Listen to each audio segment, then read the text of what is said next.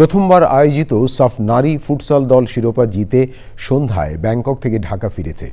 সাবিনা আক্তারের নেতৃত্বে শিরোপা জেতা নারী দলকে আন্তরিক সম্বর্ধনায় স্বাগত জানিয়েছে দেশের ফুট ভক্তরা।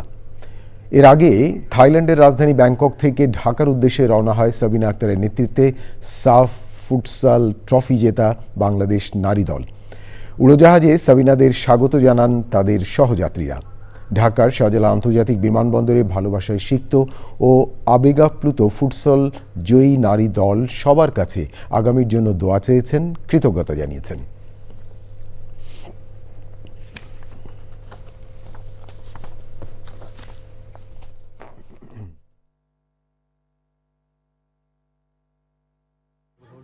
আমাদের সাফ ফুটসাল টুর্নামেন্ট শেষ করে আমরা আজকে দেশে পৌঁছেছি। আর আমাদের সাফ ফুটসালে 7টা দেশ ছিল, ইনক্লুডিং বাংলাদেশ। আর আমরা চ্যাম্পিয়ন হতে পেরেছি, আলহামদুলিল্লাহ। আপনারা সবাই দোয়া করবেন যাতে আমরা ফুটসালটা আরও সামনে আগায় নিয়ে যেতে পারি।